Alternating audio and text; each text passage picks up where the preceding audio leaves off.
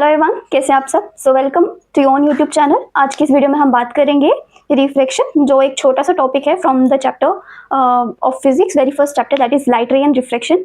सो अगर हम बात करें रिफ्लेक्शन की, तो रिफ्लेक्शन क्या होता है, ठीक है।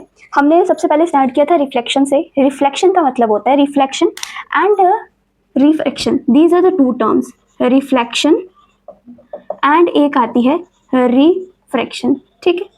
ये दो टर्म हैं, इन दोनों टर्म में डिफरेंस क्या है ये बात आता है। रिफ्लेक्शन होता है, रिफ्लेक्शन मींस बाउंसिंग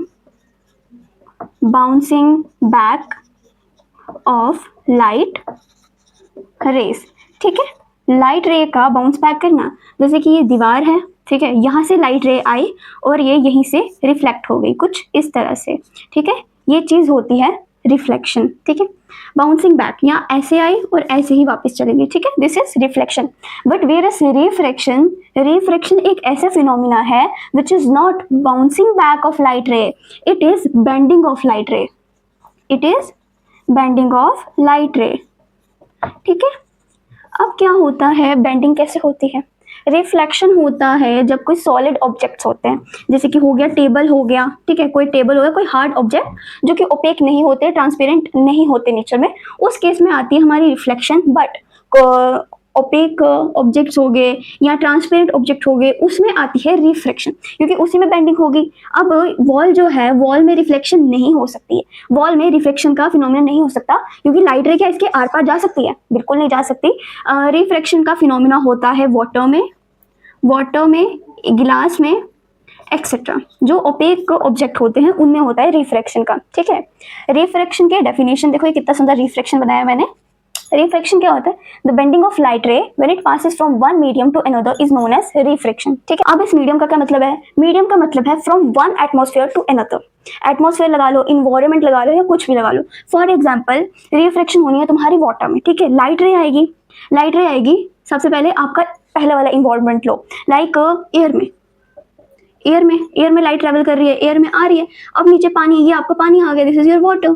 अब ये आ गया मीडियम 1 और ये आ गया मीडियम 2, तो इसमें रिफ्रैक्शन होएगी, ठीक है, रिफ्रैक्शन इसमें होएगी, मतलब होएगी क्या, ठीक है। This is medium 1 and this is medium 2, air to water, ठीक है, ये समझ आया। From one medium to another, उसी को हम क्या बोलते हैं, रिफ्रैक्शन बोलते हैं, ठीक है। अब रिफ्रैक्शन आपकी बुक में एक गिवन है, लाइक गिलास स्लैब का।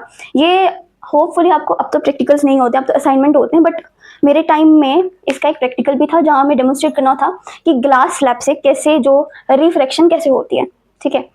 तो वही आपको नोटबुक पे भी डेमोन्स्ट्रेट करना है, उसको हम बाद में देखते हैं।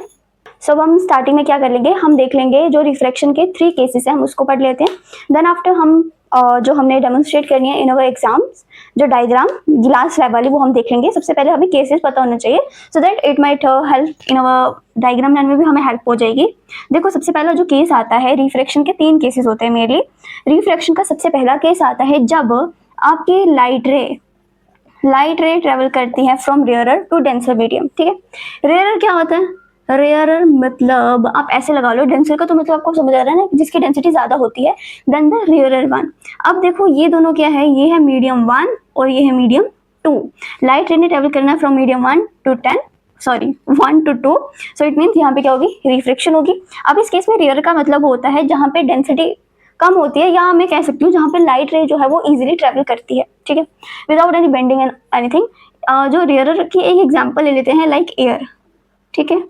एयर रेयरर मीडियम है जिसमें जो लाइट है वो इजीली ट्रेवल कर पाती है, लेकिन डेंसर जो होती है उसकी एक एग्जांपल ले लेते हैं, like water is more denser then the air. अब इसमें क्या होगा, जब हम डायग्राम बनाएंगे,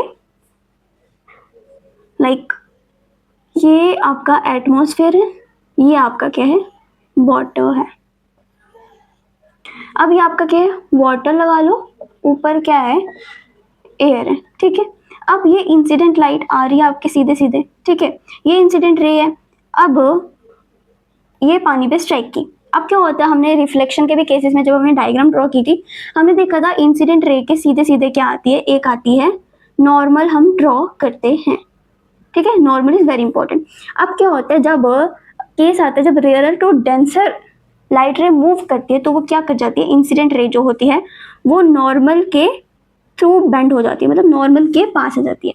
यहाँ पे एक एंगल बनता है और यहाँ पे एक एंगल बनता है। ये एंगल ऑफ इंसिडेंस होता है, ये एंगल ऑफ रिफ्लेक्शन होता है, ठीक है। इतना भी बेंड नहीं करती, मैंने कुछ ज़्यादा ही बेंड करवा दिए। मतलब इन नटशेल जब रेयर टू डेंसर आपकी इंसिडेंट रे या लाइट ट्रेवल करती है तो इंसिडेंट रे जो होती है वो बेंड होती है टूवर्ड्स नॉर्मल, नॉर्मल के पास बेंड हो जाती है। ओके, तो सेकंड केस की बात करते हैं, जब लाइट रे ट्रेवल करेगी फ्रॉम डेंसर टू रेयर। ठीक है, डेंसर में पानी भी हो सकता है, गिलास भी हो सकता है, रेयर में क्या है हमारा एयर है। ठीक है, अब एक एग्जांपल ले लेते हैं हम गिलास की। यहाँ पे गिलास स्लैब ले लेते हैं, ये जस्ट समझाने के लिए। अब यहाँ से आती है इंसिडेंट रे। ठीक है, इंसिडेंट रे आई और ये आपका क्या आया, नॉर्मल, ये नॉर्मल आया। इसमें क्या होता है, जो नॉर्मल के पास बेंड हो जाती है, इसमें क्या होता है, इस केस में नॉर्मल से दूर चली जाती है, कुछ इस तरह से। ठीक है, ये आ गया आई और ये आ गया आर। ठीक है, अब क्या होता है इस केस में, इंसिडेंट रे, जो आपकी इंसिडेंट रे बनी होती है वो moves away from the normal, normal से क्या हो जाता है, वो थोड़ी दूर चली जाती है। ठीक है, अब इस केस में क्या होता है, जो एंगल आई होता है वो स्लाइटली बड़ा होता है देन एंगल आर। ठीक है, लेकिन इस केस में क्या होता है, एंगल आर बड़ा होता है as compare to angle I. Okay, ये दो केसेस। अब थर्ड केस आपका क्या आता है, जब नो बेंडिंग, कोई बेंडिंग नहीं होती है। इस केस में क्या होता है, लाइक ये आपका पानी है, पानी लगा लो, गिलास लगा लो, कुछ भी लगा लो, पानी लगा लो, गिलास लगा लो। ठीक है, ये आपका ये नो बेंडिंग कब होती है, जब इंसिडेंट रे कोई एंगल ना बना के सीधे 90 डिग्री पे आए। 90 डिग्री पे आती है ये इंसिडेंट रे, ये आपकी क्या है, इंसिडेंट रे आ रही है 90 डिग्री पे। अब इस केस में क्या होगा, इस केस में आपको पता है जो नॉर्मल होता है हमेशा परपेंडिकुलर ही होता है, तो ये परपेंडिकुलर ही बनेगा। अब ये अगर परपेंडिकुलर है तो जो रिफ्लेक्टेड रे है वो कहाँ, यहाँ कहाँ जाएगी, वो भी क्या होगी, वो भी सीधी ही होगी। ठीक है, इस केस में क्या होता है, जो एंगल आई होता है वो इक्वल्स टू 0। ठीक है, एंगल आई 0 तो एंगल आर भी क्या होगा, 0 होगा, क्योंकि इंसिडेंट रे का कोई एंगल ही नहीं है, तो दैट केस में एंगल ऑफ रिफ्लेक्शन भी नहीं होगा। ठीक है, ये आ गए आपके 3 cases of refraction of light के, जिसमें एक रेयरर, एक डेंसर एंड नो बेंडिंग का केस आ जाता है। एट लास्ट हमारा लास्ट टॉपिक रह गया, जहाँ पे हम देखेंगे refraction of light through a glass slab, plus वहीं से हम क्या देखेंगे, अपने जो 2 लॉज है रिफ्लेक्शन के वो भी देख लेंगे। ठीक है, तो हम स्टार्ट करते हैं, एक गिलास स्लैब बनाते हैं सबसे पहले। ठीक है, हम मीडियम बनाएंगे। मीडियम क्या है आपका, पहले एयर तो आपकी ये है। ठीक है, ये सारी सराउंडिंग आपकी एयर है, तो ये आपका आ गया गिलास स्लैब। ये आपकी आ गई गिलास स्लैब, दिस इज गिलास स्लैब। अब यहाँ पे हम क्या करेंगे, हम यूज करेंगे अपने 3 केसेस को। ठीक है, ये हमने सुंदर सुंदर डायग्राम बना दी।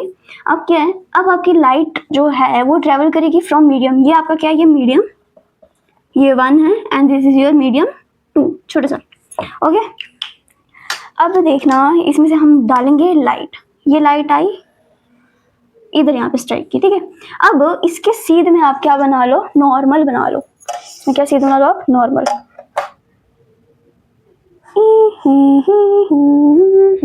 ठीक है, नॉर्मल बन गया।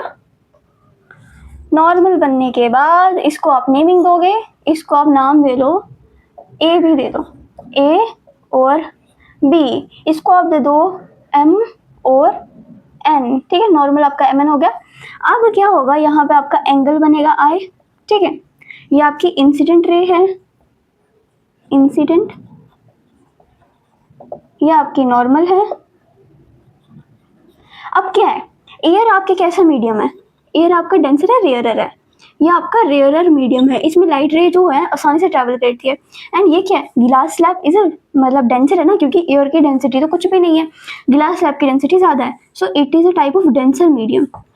केस याद करो, सबसे पहला केस, जब rarer to denser light move करती है तो वो क्या करती है, वो बेंड करती है, बेंड टूवर्ड्स नॉर्मल, वो नॉर्मल के पास बेंड करती है। ठीक है, अब थोड़ी सी बेंडिंग कराऊंगी, ये तो ऐसे देखो, अगर इंसिडेंट रे बिना रिफ्लेक्शन के जाती है ना तो वो कुछ इस तरह से जाती, कुछ इस तरह से चल जाती। ठीक है, लेकिन हमने क्या करना है, बेंड करवानी है, तो वो कुछ इस तरह से होगी, दिख रहा है ना, कुछ इस तरह से होगी, लाइक ऐसे। अगर रिफ्रैक्शन का केस नहीं होता तो लाइट रे सीधे सीधे चले जाती, ठीक है। ये जो डॉटेड है ये इंसिडेंट रे है जो सीधे सीधे चले जाती है, लेकिन यहाँ पे रिफ्रैक्शन का फिनोमिना हो रहा है, तो इस केस में लाइट रे जो है वो बेंड कर रही है। तो यहाँ पे क्या हो गया आर, ठीक है। ये एंगल कौन सा बना, रिफ्रैक्शन का एंगल बना। सो इसको हम नाम क्या देंगे, ये एम एन हो गया, ये लगा लो एक्स लगा लो। एक्स और वाई रिफ्रैक्टेड रे है, क्या है, रिफ्रैक्टेड रे।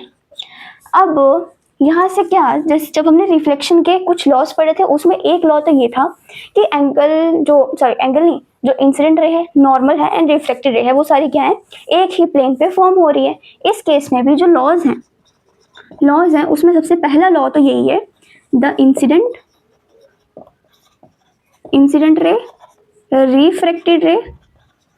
Refracted and normal all lies on the same plane।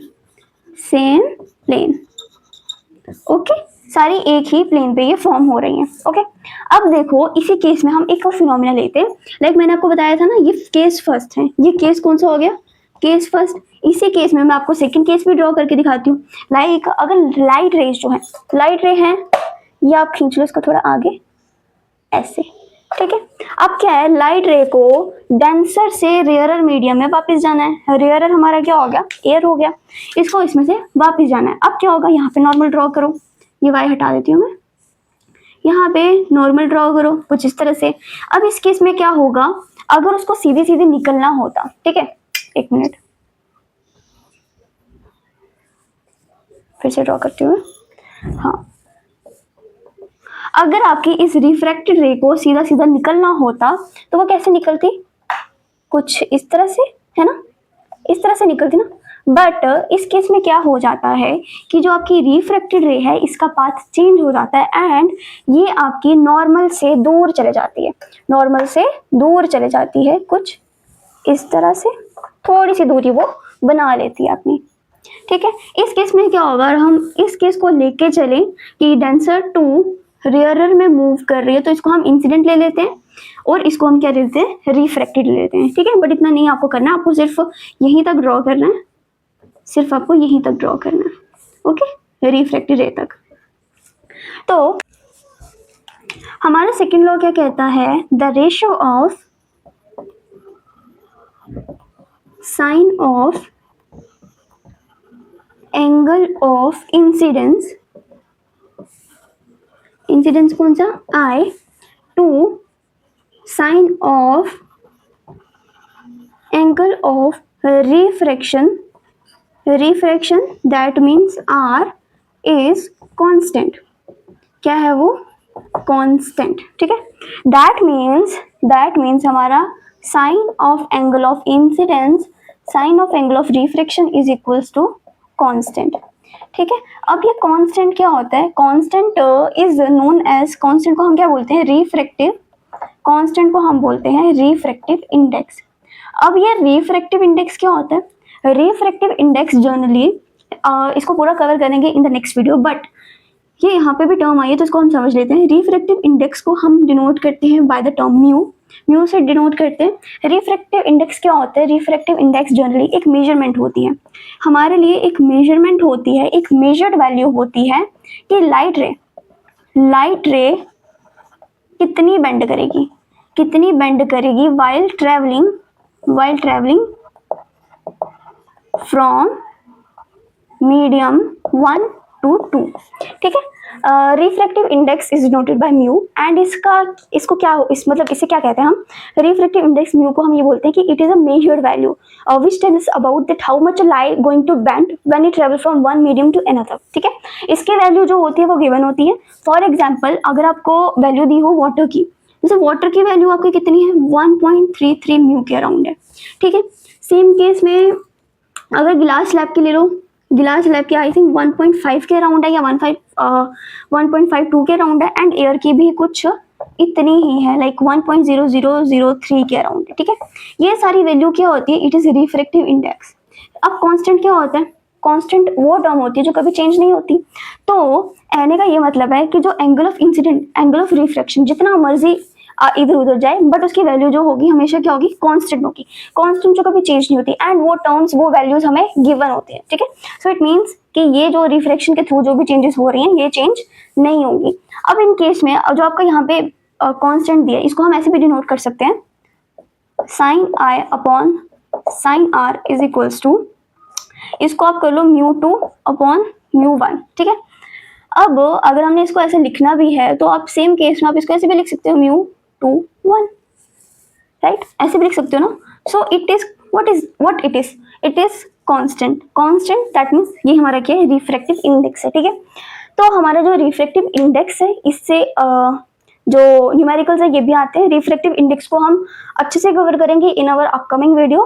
So that is all about refraction. अगर वीडियो अच्छी लगे तो लाइक शेयर सब्सक्राइब जरूर करें, एंड अगर आपको इस टॉपिक से रिलेटेड कोई भी डाउट है so you can comment me, I am always there for you. Thank you so much.